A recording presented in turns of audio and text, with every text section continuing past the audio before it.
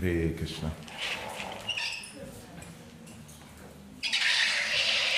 So today is the birthday, the appearance day of His Holiness Bhakti Prabhav Swami. Bhakti Prabhav Swami ki.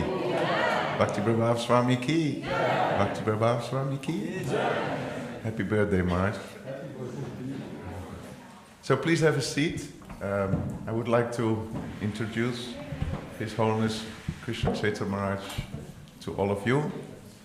Probably many of you know Maharaj, but still Ramananda Roy Prabhu reminded me that it's a nice culture to introduce senior speakers so that we are all mentally prepared listening to the katha of the speaker. So please have a seat.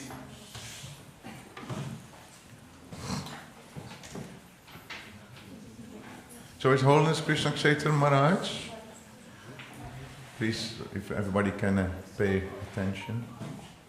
His Holiness Krishna Ksetra Maharaj, teacher, writer and traveler, is a disciple of His Divine Grace A.C. Bhaktivedanta Swami Prabhupada, founder Acharya of the International Society for Krishna Consciousness.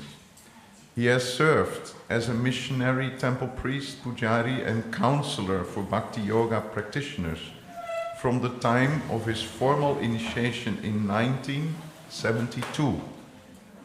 From 1972 to 1976 he was based in Germany, the Netherlands and Denmark. That I didn't know. Yes, that I know, but Denmark I didn't know.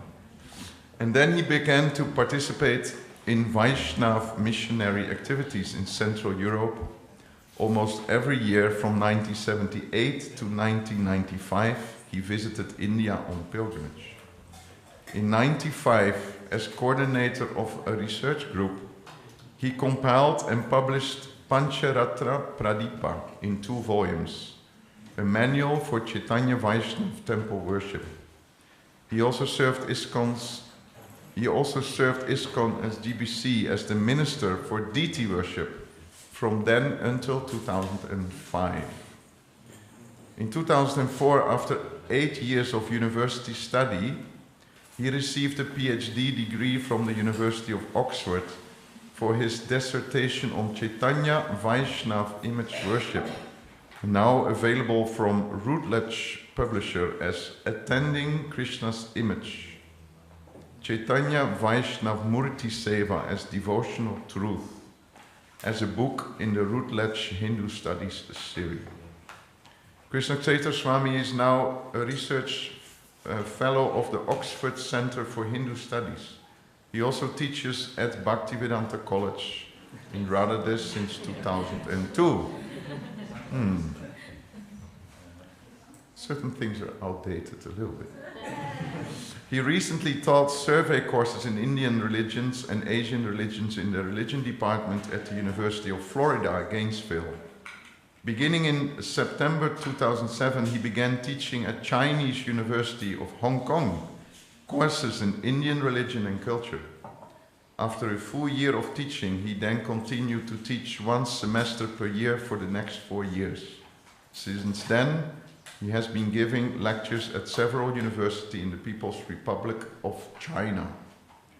Amidst academic work, he also travels extensively, teaching about spiritual life as comprehended in the Vaishnav devotional tradition coming from Sri Chaitanya. These are the countries in which he has studied, taught, counseled and participated in spiritual community building. Argentina, Australia, Austria, Belgium, Bosnia, Brazil, Bulgaria, Chile, China, Croatia, Czech Republic, Denmark, Finland, France, Germany, Greece, and so many other countries. And currently, Maharaj is here to facilitate, one of the facilitators of the Agricultural and Cow Protection Self-Sufficiency Conference here in Radhadesh. Maharaj will be giving the class today, which is very obvious. Please. He's also the Cow Protection and Agriculture Minister since 2019, is that right? For Europe. You are yourself, you are global one. No? Well, I'm just a servant of all the others. So I hope everyone is very happy with the presence of His Holiness Krishna Ksetra Maharaj here in Radhadesh. Haribo! And Maharaj will also be giving class on Friday. Hare Krishna.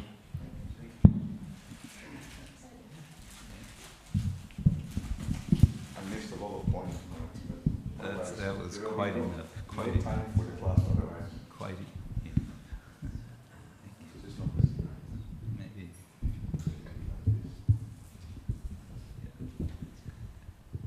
Hare Krishna. So thank you for your kind introduction, and yeah, I'm always happy to be here. Back home, back to Radhadesh, right? Okay, let's sing.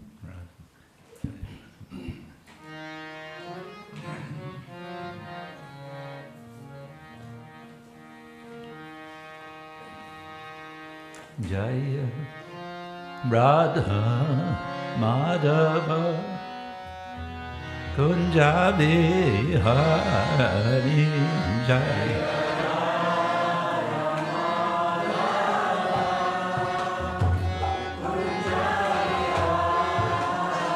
Jaya Radha Madhava Kunjabi Hari Jaya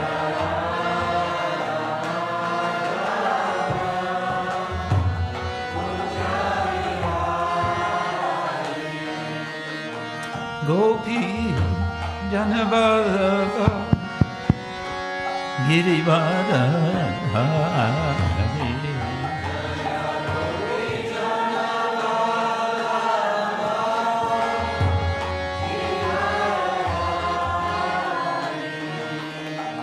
Gopi Janavallabha Girivardhari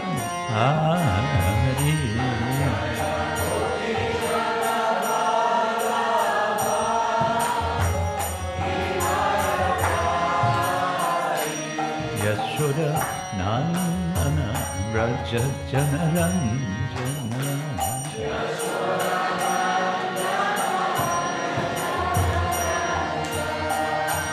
Yashoda Nandana Raja Janaranjana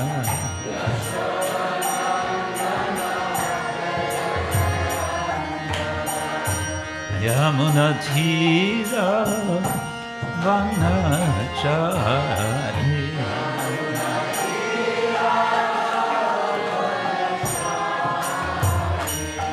Yamuna Tira Vanachari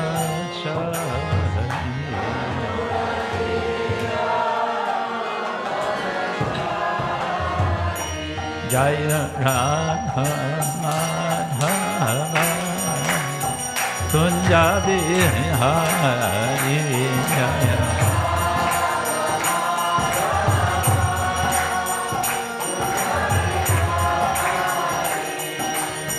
Gopi Janavallabha Girivardhari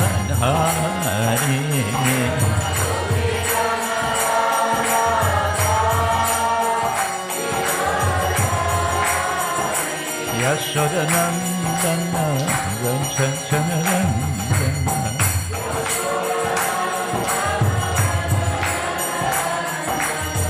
Yashoda Nandana Rajanarandana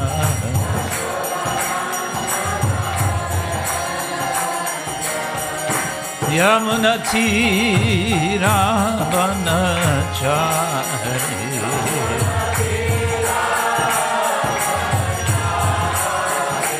Yamuna Tira Vanachari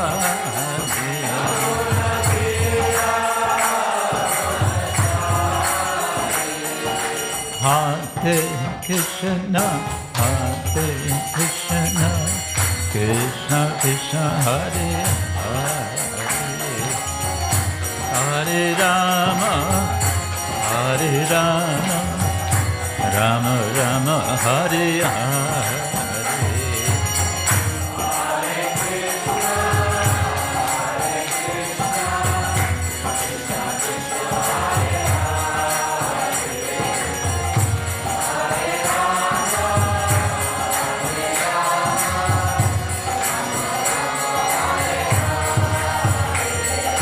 Hare Krishna, Hare Krishna, Krishna Krishna, Hare Hare, Hare Rama, Hare Rama, Rama Rama, Hare Hare.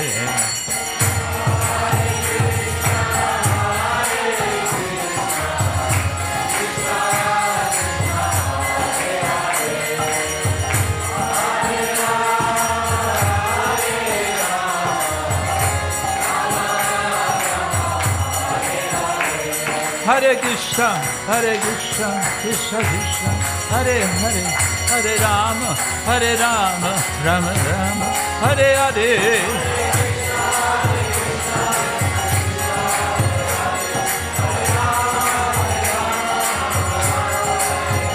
Haribo, Haribo, Haribo, Dora Haribo.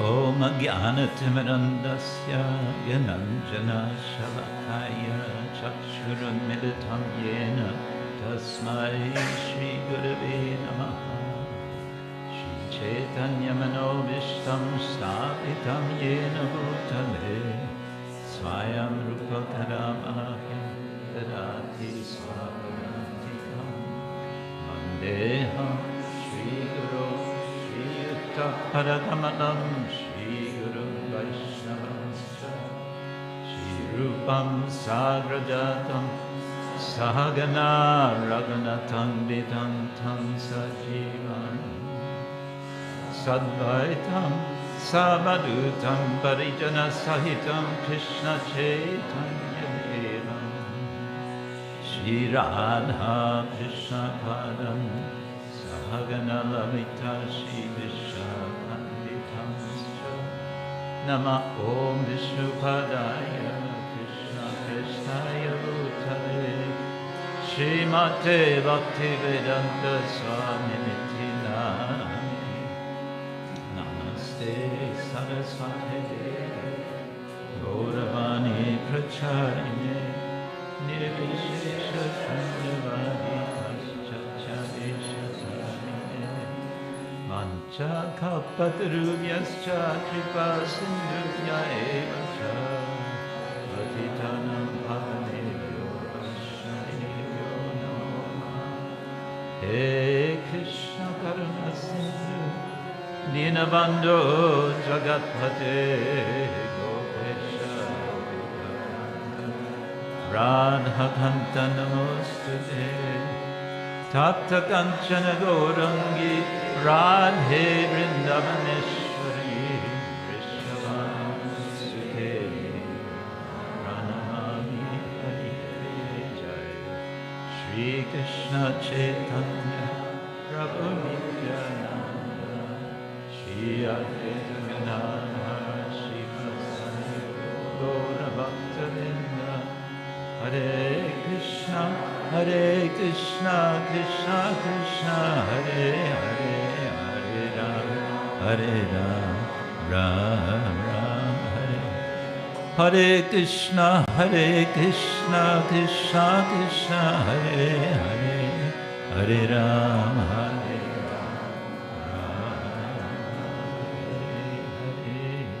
Om Namo Bhagavate Vasudevaya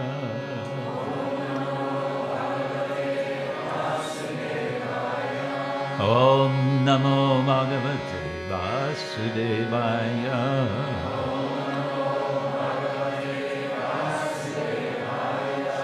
Om Namo Bhagavate Vasudevaya.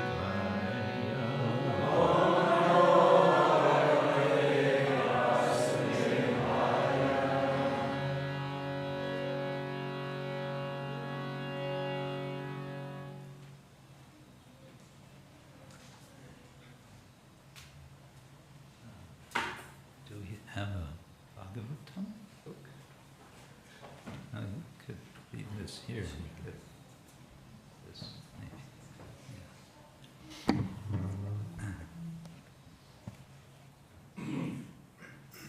So, this morning we're reading from Srimad Bhagavatam, Canto 10. Chapter 71, the Lord's travels to Indraprastha, and we're reading verse number 13. We have it written here. Yes, okay. We can chant together, shall we? Yes. Nirgamaya Varudhansvan. Nirgamaya Varudhansvan. Sasutan Saparichadan. Sasutan Saparichadan. Sankarshanam Anunyapya. Sankarshanam Manujñapya. Yadurajam cha Shatruhan. Yadurajam cha Shatruhan. Sutopanitam Svaratam. Sutopanitam Svaratam. Aruhat Garudadvacham. Aruhat Garudadvacham. Now let's try it all together. Nirgamaya Varudhansvan. Sasutam Saparichadam. Sankarshanam Anugyapya. Yadurajam Shashatruham. Sutopanitam Swapratam. Aruhat Garudadvacham. Very good. Now we know the verse. We have it memorized. Yes.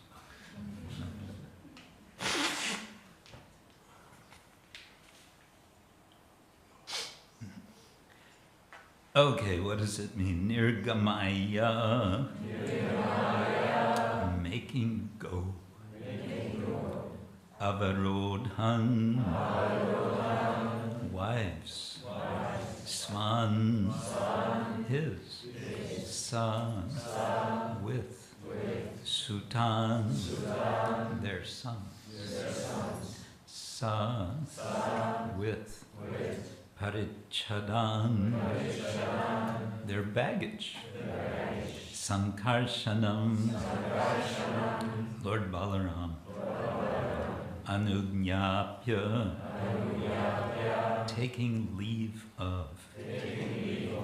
Yadurajam, the king of the Yadus Ugrasena.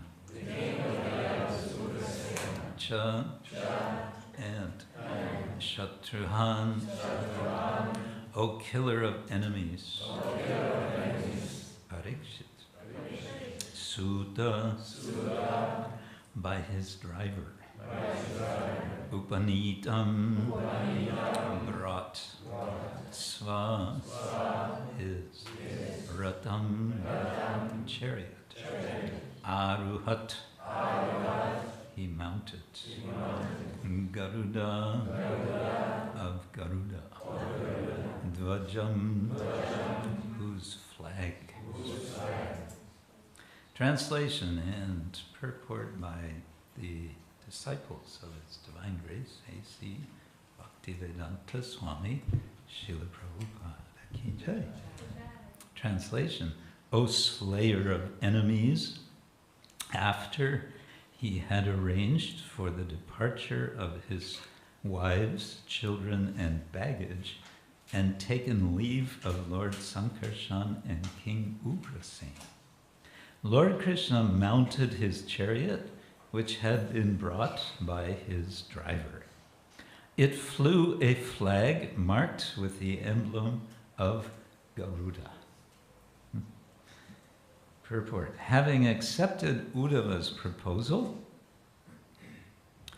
Lord Krishna first proceeded with his wives, family, and entourage to the royal city of Indraprastha, the capital of the Pandavas. The rest of this chapter describes Lord Krishna's journey to that city and how he was received there by his loving devotees. In Indraprastha, Lord Krishna explained to the Pandavas his plan to first kill Jarasandha and then perform the Rajasuya sacrifice, and with their full agreement, he proceeded with Bhimasena to settle accounts with the wicked king. Settle accounts. Vishwanath Chakravarti Thakur explains that Lord Krishna's wives had also been invited to the Rajasuya sacrifice and were eager to go. The description of the colorful royal procession begins with the following verse. Mukam karati vachalam bhangum vangayate yat kripa tamaham vande Shri Gurun dinataranam. I'm trying to imagine this scene. How many wives does Lord Krishna have in Dwarka? 16,000, 16,108, 16,008, something like that. A lot of wives. This was one thing that my students in Hong Kong remembered when I spoke on Krishna's pastimes. I told them one day Krishna had 16,000 wives. Right, okay. And they remembered that. They didn't remember a whole lot more, but they remembered that. But it says here that the wives and Avarodhan, the wives, and their sons. How many sons did each of the wives have? 10 times 16,000 equals? A lot. 160,000. So 160,000 plus 16,000. And they're all on their way. They're all coming on one chariot? I don't think so. And they're all going to be accommodated in Indraprastha. Interesting. And they're all going to get fed. Okay. Why not? Everything is possible for Krishna. This is a kind of transition verse. It's, as is explained in the purport, the rest of the chapter is going to be describing this travel and arrival at Indraprastha. Now Krishna has received anugyapya, having received permission, literally. Prabhupada, not Prabhupada, the translators have said anugyapya means taking leave of. So anyway, it's permission. Permission from who? From Huh? Sankarshan and Ugrasena, yes. And in the previous verse, it also says Anugyapya, taking permission from Gurun, from his superiors. So, of course, this is a nice principle of etiquette, not just Vaishnava etiquette, but etiquette in general, that if you're going somewhere, you take permission from your seniors. When I was at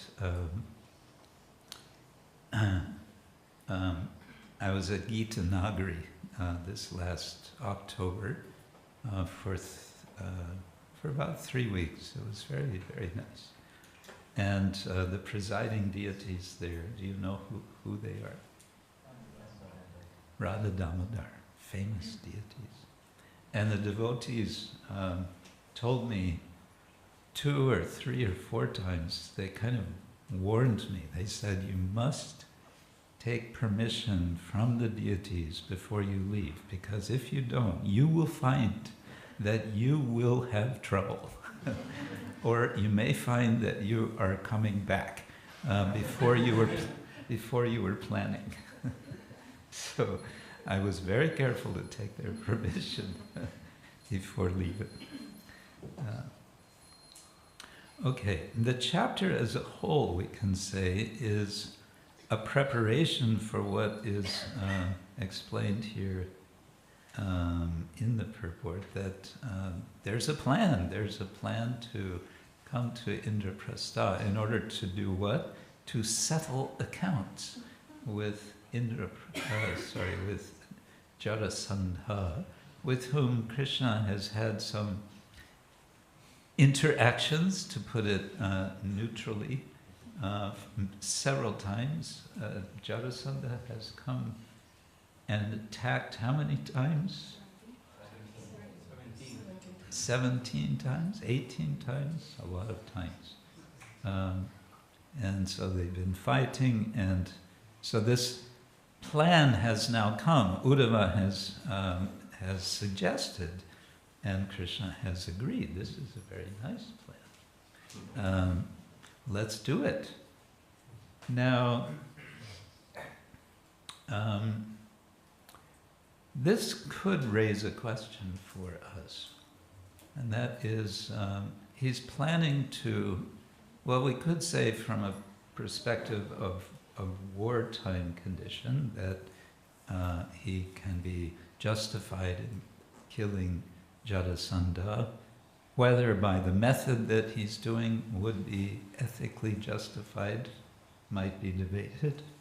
And we might also consider what is the motivation, and we might consider the bigger picture of what is happening. And of course, we want to always take into account who is making this plan, none other than Lord Krishna.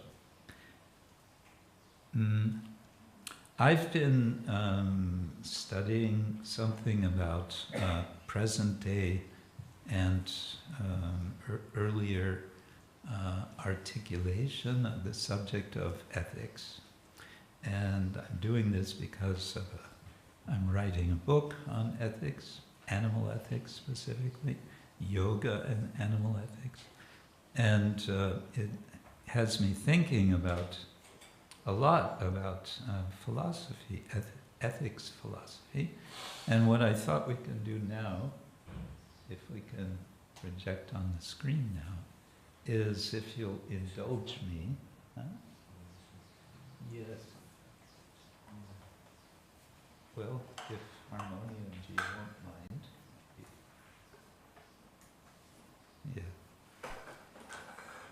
Yeah. So in this context of what Krishna is planning to do, I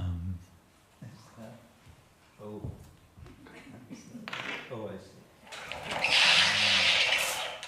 Yes. Oh, this is very nice. Okay. I thought we can discuss the ethics of compassion. We might want to say from the get-go that Krishna's purpose has something to do with compassion. But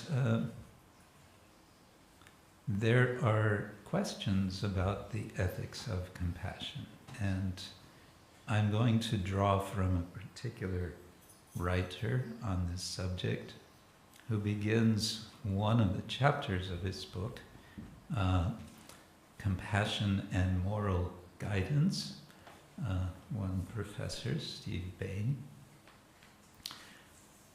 He starts a later chapter of this book, Compassion and Moral Guidance, with a quote from Martha Nussbaum, who is also quite well known for her writings on ethics. And she says, "The enemies of compassion hold that we cannot build a truly wise concern for humanity on the basis of such a slippery and uneven motive. Impartial motives based on ideas of dignity and respect should take its place." So the first part of this quote, there's a challenge to the idea of compassion as an ethical principle. We'll unpack this some more.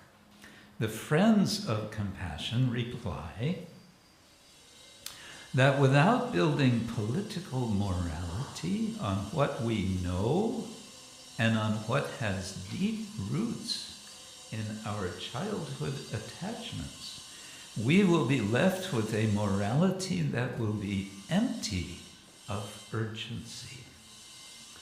And she quotes Aristotle, a watery concern all around. It will be watery. Okay, so that's just an initial reference to sort of kick off the discussion.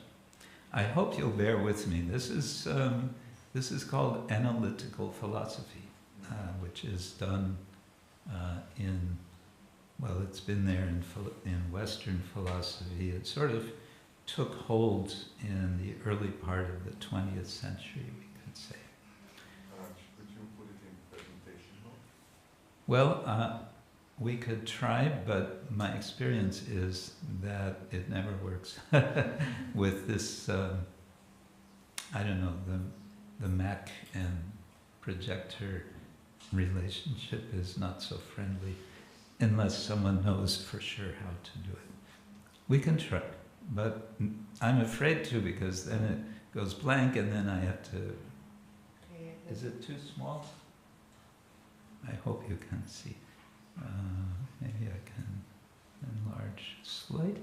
Maybe it's full screen on the full screen. I'm saying that this is problematic. And let's see if we can make that smaller. Ah, okay. That's almost full screen. Good. Okay, so the first point that this author is making, compassion must ultimately reject impartiality. What is impartiality? What is meant by impartiality? Famously, one scholar named John Rawls from the 20th century wrote on this subject, and he gave the idea of what he called the veil of ignorance as what's called a thought experiment to think about ethics, about how to act in relation to others. And the basic experiment is you're covered by a kind of super veil such that you know absolutely nothing about your present condition. Shri Shri Radha Gopinath Ki Jai. You don't know what gender you are. You don't know where you live. You don't know what race you are. You don't know what sort of income you have, if you have an income. You don't know, you don't know anything about your present condition. He's suggesting that from that position of ignorance is a good position from which then you can make ethical decisions.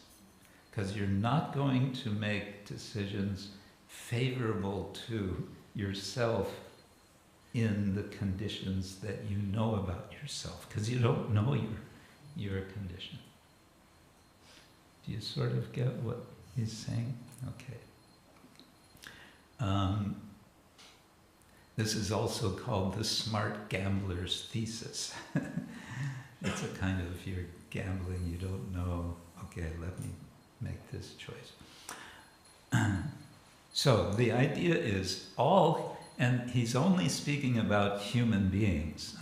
So there's no discussion about ethics of animals here. That's kind of a different discussion, perhaps. All human beings are positioned equally in their, he calls original position. We have a different understanding, perhaps, of original position, yes? Anyway, this is all a thought experiment. So the theory of this kind of impartial ethics is that it leads to justice. It leads to fairness. And that's what we want, right? We want justice in our society. We want fairness.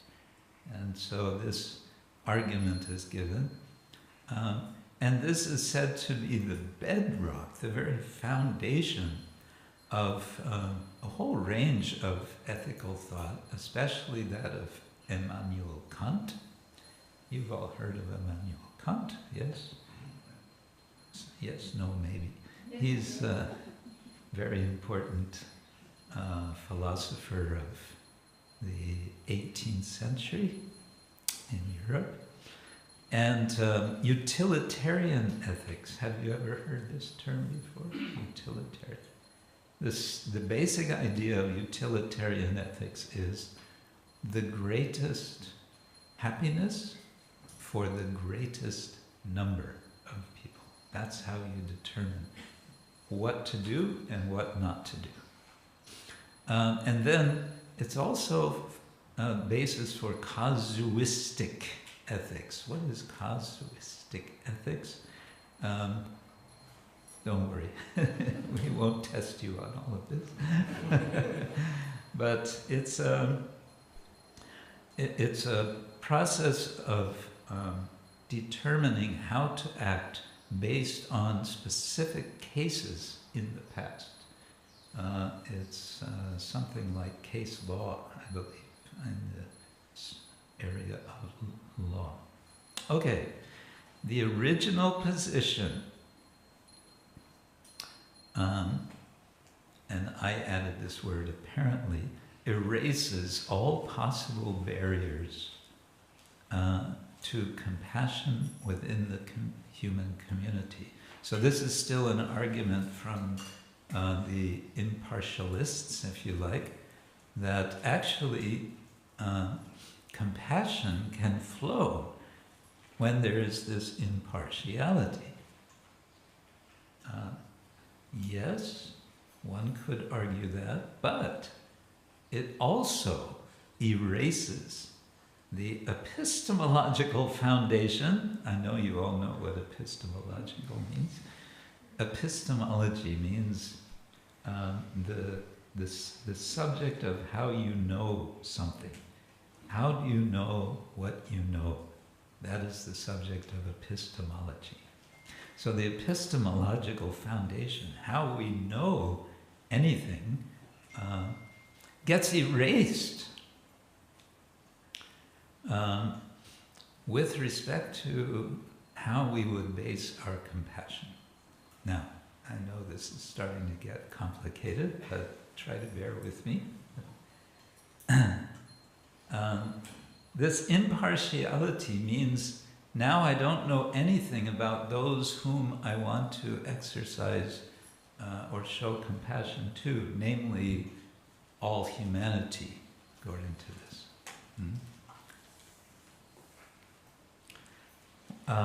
Why is that a problem? Because compassion is based first on attending and understanding. It's having some sense of understanding those whom we want to show compassion to. And therefore, this ignorant compassion, yes, it can be unlimited. You can just say everyone is equal now, and therefore let the compassion flow. But it's going to be totally abstract. It's not going to be applicable to specific, real persons. And so it becomes a kind of general well-wishing without specific content. Okay.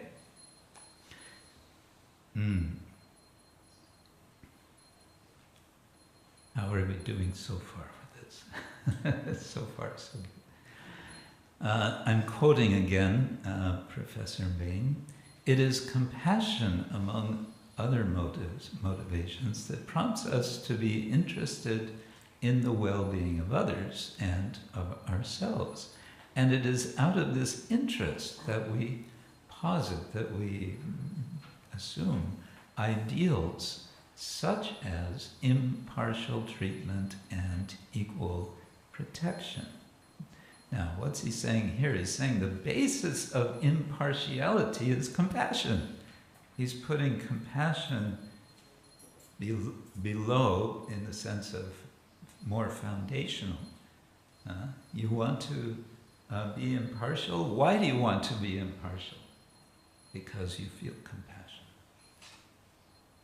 He goes on to say, we accept, theoretically I added, the equal treatment of all citizens on the political level, while still embracing many instances of preferential treatment on the ethical level. So he makes a distinction, politics, ethics. Equal treatment, yeah, great idea, politically. Ethically, we will be preferential. And this is where I think we come back to how Krishna acts. Krishna cares especially for his devotees, right? There is a sense in which an ethic of compassion is ultimately more impartial than the Rawlsian, John Rawls' original position, is what he's saying. Okay, so now come the challenges. There will be 3 of these challenges to the ethics of impartiality, raised by the ethic of compassion. Do you want to hear them? Some of you do, some of you don't. Some of you may be thinking, okay, but when is this all going to be over? I feel like I'm in a philosophy class now. Yes. I think it's good sometimes that we stretch our minds to this sort of reasoning. Okay, the first objection is questioning the possibility of impartiality. And the reason for this questioning is to recognize that we are fundamentally subjective beings. There's no reducing ourselves down to some kind of absolute objective way of thinking. And he points out that this is true in psychological terms, epistemological terms, and now comes another big word, phenomenological terms, and ethical perspectives. Phenomenology, super simply put, it's about experience. It's about what I actually experience. And so, we don't actually have access to some objective point of view. We are not, and we never will be, omniscient. However, we might add, there is someone who we know is omniscient. Right? Well, he even anticipates that. He says, even an omniscient being may be subjective. And to that we might say, hurrah. Indeed so, right? And then the point is made, if there is no objectivity, there is no impartiality. The two are interconnected. So, we are subjective, God is subjective, God may be omniscient, will never be omniscient. Objectivity, where is it? Therefore, where is this impartiality? So, no moral agent, that's us, can claim to have attained the goal of impartiality. Moral agent is ethics and morals talk of beings who have agency, which means they can be responsible, basically. Okay, second objection or challenge for the ethics of compassion position against ethics of impartiality. Okay? Is impartiality always desirable? Arguably not. And he gives an example. There are two children. They're drowning in a pool. One of them is your own child. And you can save only one child. Now this is typical ethics reasoning, as they'll set up some crazy situation and you're going, that's not possible. But the whole idea is to force us to think what we mean in terms of ethical action. So there's your child and there's someone else's child, and now you have to decide which one you're going to save. You're going to save one of them, and so he says, oh, all right, so you could decide, I'm going to be impartial. Where is a coin to flip? And while they're drowning, you go, anybody have a coin? And maybe while they're drowning, you get a coin and you flip the coin. Then the question becomes, what sort of a parent are you? So that's one issue. To prize impartiality over all else is to trivialize, to make trivial the ethical worthiness of our most important relationships. So this is, he says, the ethics of compassion is about value or recognizing important relationships. We are ethical beings because we are relational beings. Partialism honors the relationships that make us capable of doing ethics at all. Mm-hmm. Okay, someone may say, but partiality, what if you take it too far? You end up with selfishness. You end up with nepotism. You end up with clannishness, being interested only in your clan. And the response to this is yes. If we're talking about compassion, one thing that compassion, the impulse of compassion is to work hard to resist, to fight against selfishness. Okay, there's more that can be said about that, but we go on briefly to the third point, the third objection to the ethics of impartiality. An ethic of compassion achieves a greater degree of impartiality than its avowedly objectivist rivals do. You get more and you get more impartiality based on compassion than those who reject compassion.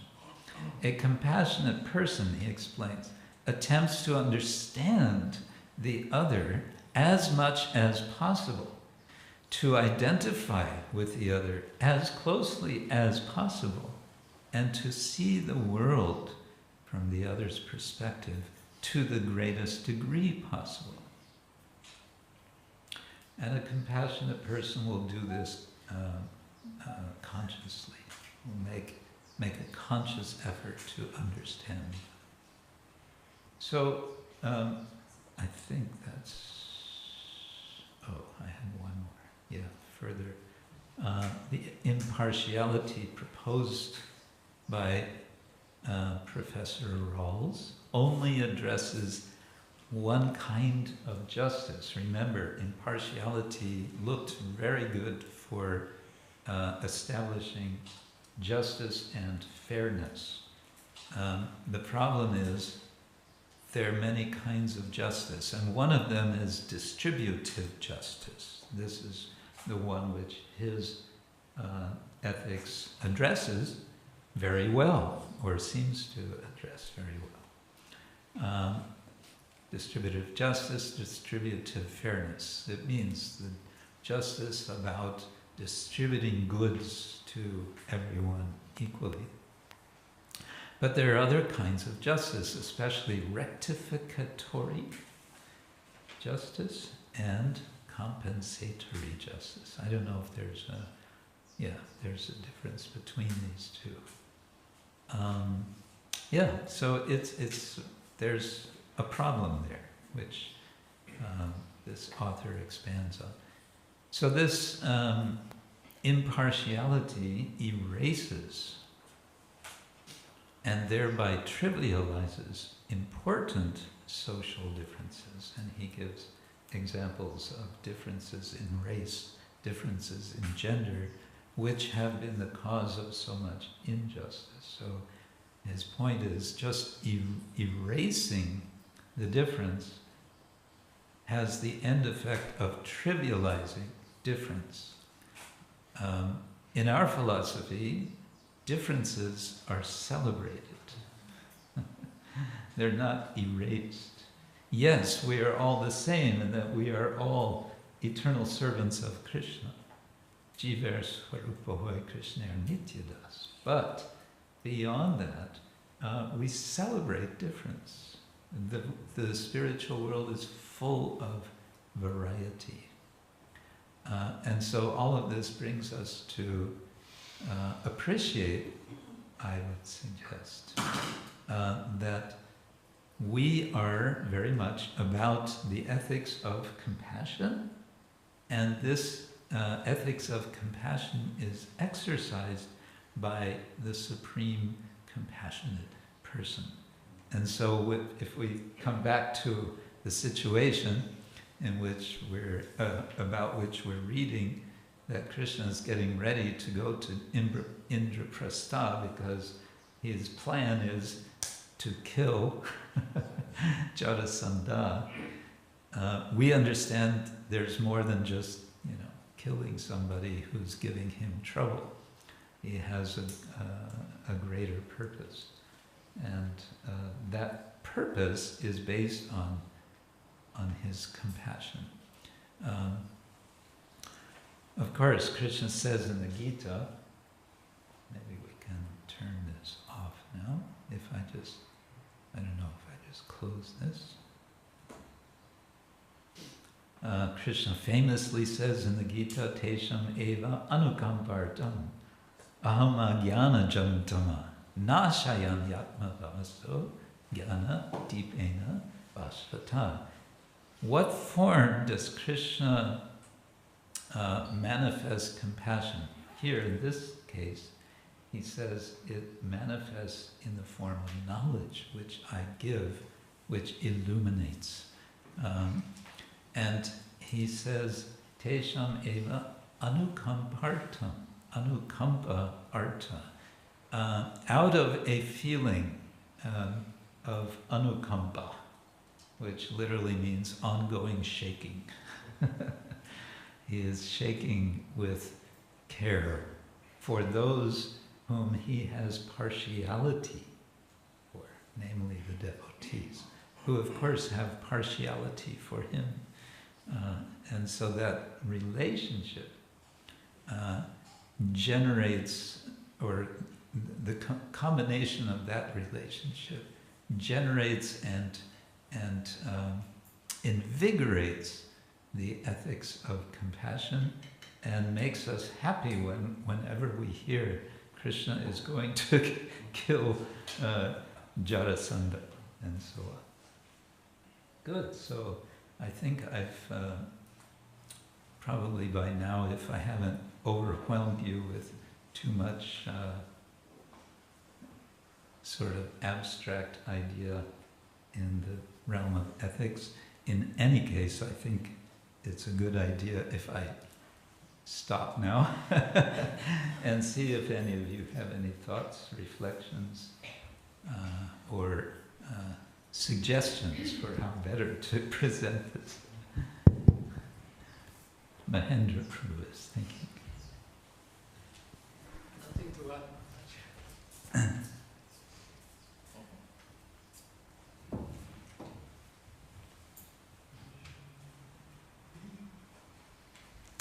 Devashira. Hare Krishna, thank you Maharaj. Very thoughtful class that make us thinking about things. That I remember 30 years ago I was working, responsible for the administration in a home for retired old people, but the person in charge was thinking, yes, when they are dying, give them some liquor, give them some enjoyment till the end, and that was his form of compassion. So it seems to me that the last point you made, that Tesham Evanukampartam, that Krishna gives knowledge to the heart, and that's real compassion. So if we need a big amount of spiritual knowledge, it seems, to be able to compassion, see the broader picture and not just the moment. Yes, good. Thank you. Well, I think this accords with what we were reading from this professor. That compassion is based on understanding. Of course, he's not going to what we would understand to be the real understanding, the deeper understanding of our spiritual identity. But this is precisely what is being also argued here.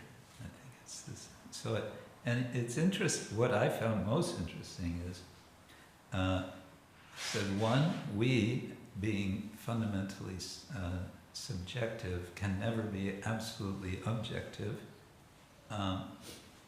and we can never be omniscient. Actually, in the Jain tradition, the theory is that when you attain liberation, you also attain omniscience.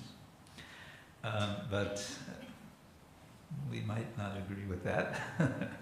But we would say, yes, the Supreme Lord is certainly omniscient, and therefore, and subjective.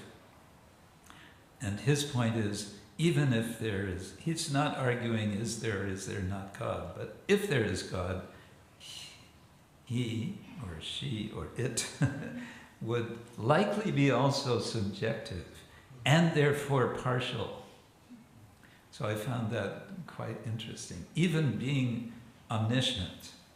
So if you would argue that impartiality is a position for ethical action, remember the experiment was you do this from a position of absolute ignorance, not of omniscience, of knowledge. So it's a kind of interesting understanding. But he's agreeing also that the notion of God being the supreme subject, we might say, is going to be partial and is going to be caring from that position, compassionate, with full knowledge. Yeah. Thank you. Is there a microphone? Yeah. I had a reflection and also a question that when you were speaking of the ethics of compassion, and I was thinking, yes, of course we can use this ethic to understand Krishna's compassion, but I was also thinking of this ethics of compassion and how it works between interpersonal relationships between devotees. Not devotees versus the outside world, but even between devotees. And this aspect of impartiality and partiality, because you spoke of how, towards the end, of how impartiality erases and trivializes the important social differences. And I was thinking how in the devotee community, we have a partial notion of what a devotee means and how a devotee should look and how a devotee should behave.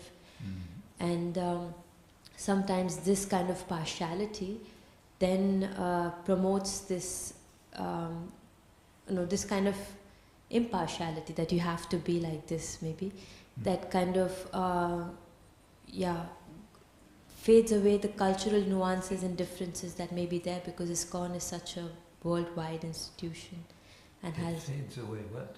The different nuances in different cultures that devotees can bring. Yeah. So how should we understand this ethics of compassion, if at all, in interpersonal relationship between devotees? Okay, I think in the context of what I was reading, that's interesting and important what you bring up,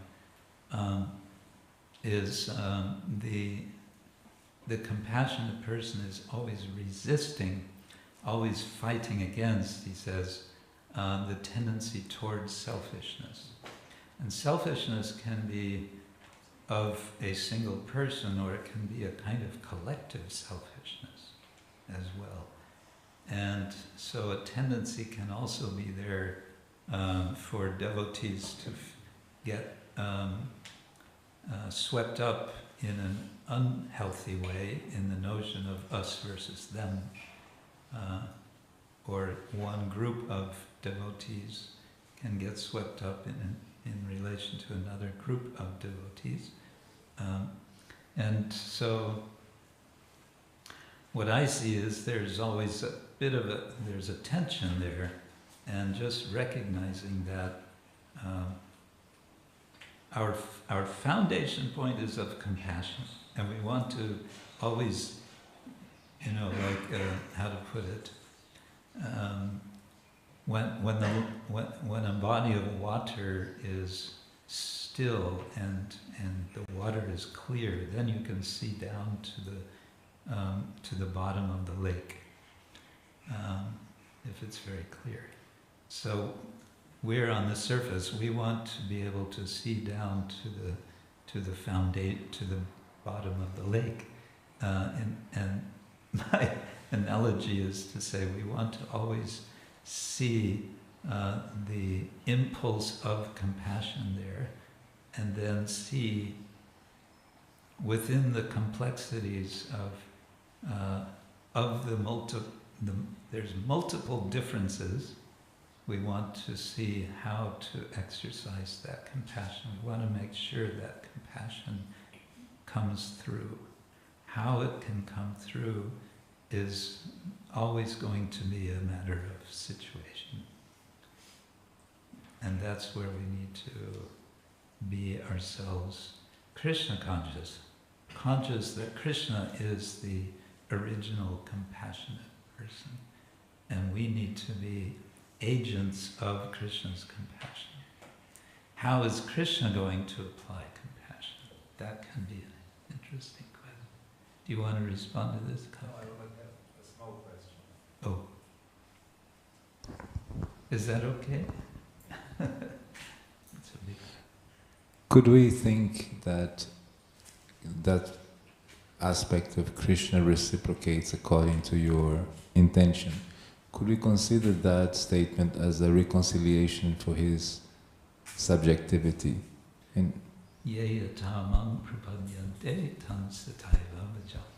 Krishna will reciprocate our intention, yes, and he may also surprise us and have some purpose of his own that we may not be aware of, but which, responding to our surrender to him, is giving us some lesson if we are open to it, and that may unfold in unpredictable ways. And that would be his compassion to Yeah, yes. Okay.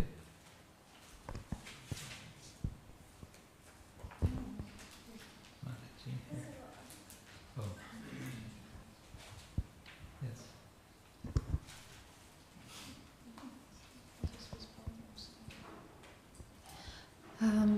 My question is, we spoke about compassion and you spoke about impartiality, but what about being judgmental? Because it seems like compassion takes an effort, conscious effort to try to understand the other person. An impartial person thinks there is only objectivity, but when we think we understand someone, we can be judgmental. We see the differences. But this doesn't make us compassionate. Somehow compassion makes life more complicated. Compassion makes life more complicated. Makes relationships more challenging. Yes, indeed. Of course, interesting point you make. Yes, that's a whole nother session, I think. What do we do with our being judgmental? We want to hold back judgment. We generally understand being judgmental is somehow different from making judgment, which sometimes we have to make judgment. Being judgmental tends to mean, always looking down on someone, mentally condemning someone, perhaps. So it is something that we want to be very, very careful about, certainly. I remember recently I heard Swami Bhagavan Keshava Maharaj was telling, maybe he told about here, a friend of his attended one of these vipassana practices where for 10 days you practice total silence. So his friend had just had this practice for 10 days total silence, and this was after that. And he asked his friend, so what was your experience? How was it? What did you experience? And his friend said, I realized how utterly judgmental I am, because you didn't hear a word from anyone else there, but I was seeing other people, and based on what I saw only, I was mentally judging them in so many ways, picturing, imagining, who I think they are and what they're about, and so on. So he said he actually learned something good, that, oh my God, I'm so judgmental. So I think that what we want is the recognition of our tendency, and then based on that, exploring or developing a culture within ourselves of, could it be the case, could it be otherwise than my judgment? Could it be the opposite of my judgment of this person? Sort of keeping ourselves open. Yes, I'm being judgmental, I'm judging the person in this way, and based on that I'm acting maybe, hopefully, compassionately, maybe not. But could I leave open within me the possibility that my judgment is wrong? Does that get at your point? Good. Okay, on that note, yes, one more microphone.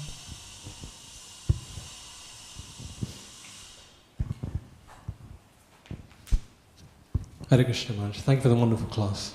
I'm just trying to formulate the question correctly. In the original example of the thought experiment you gave, it sounded to me a little bit like a kind of almost impersonalist philosophy, in the sense that if you give up quality and you see others without quality, then you're able to be more compassionate because you're dealing with everyone in a sense as equal.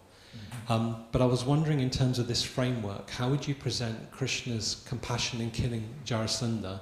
I know in that second point you raised, you said that because of Krishna's omniscience, he can act from a completely compassionate perspective, or at like an ultimate level of compassion. Mm-hmm. But how would you, in this context, then explain Krishna's compassion in killing someone like Jarasandha?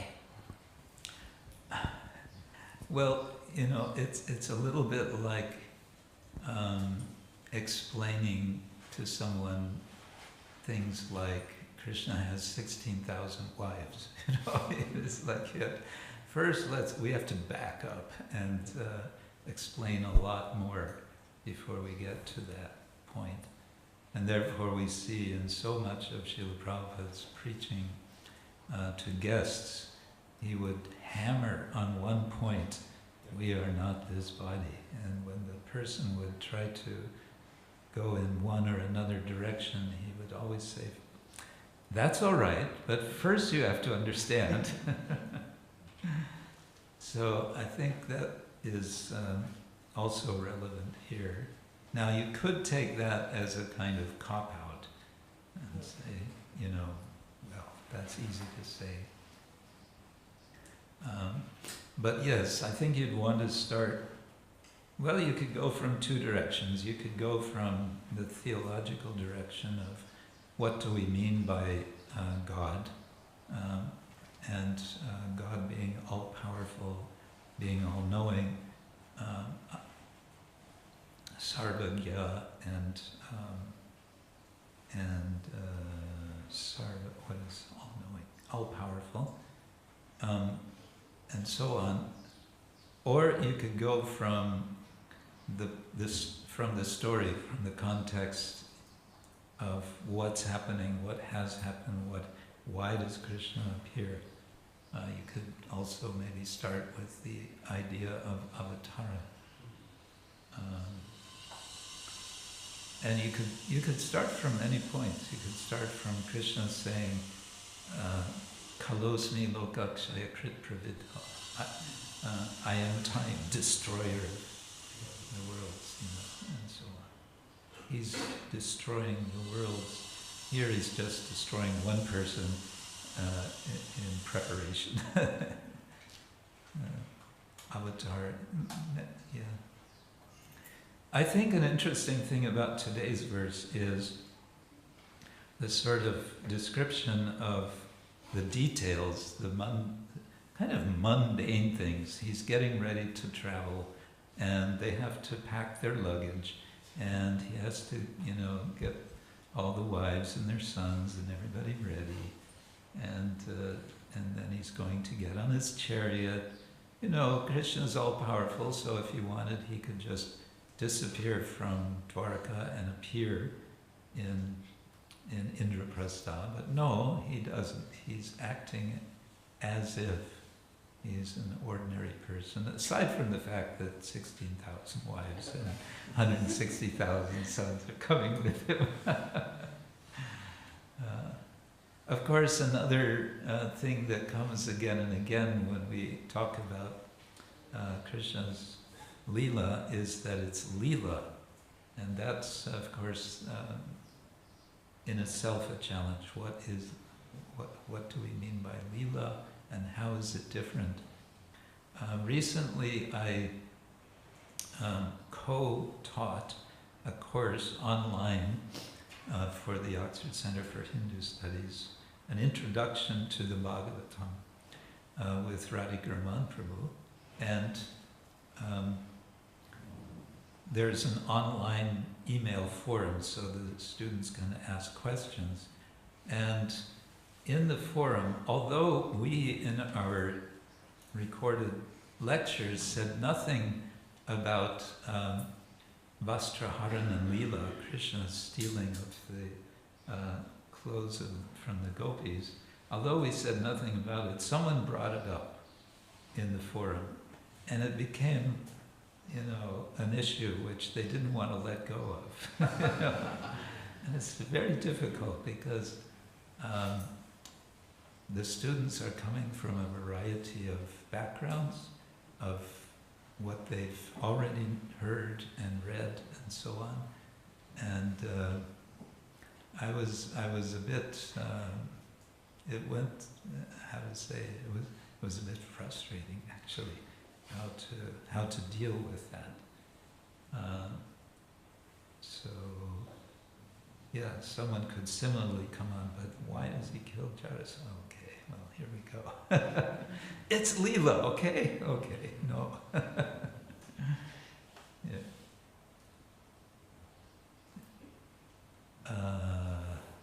Our time, it's getting a bit late.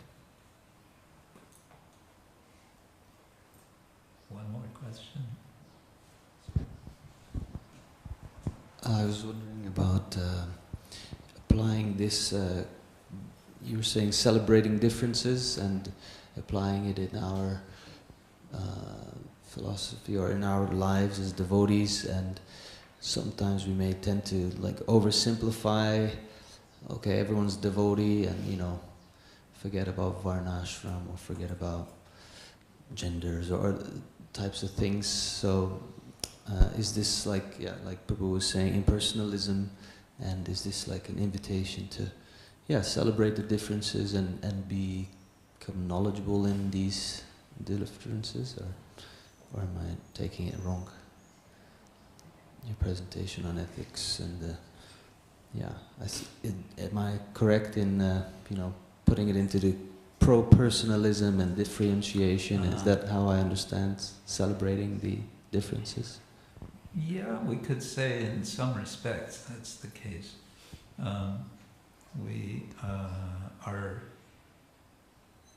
Each one of us have a unique relationship with Krishna, we understand, and we want to appreciate that about others, that they have a unique relation. And yet, how do we bridge the gap if there's only difference, right? And so we have to be also a little careful not to jump to a conclusion, oh, that's impersonal. Someone is a manager and has to make decisions which may not always take into account all sorts of individuality.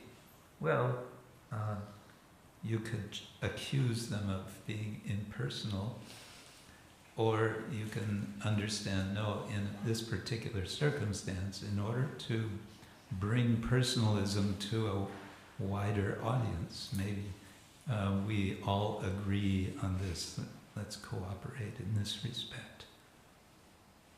So that's, of course, a balancing act.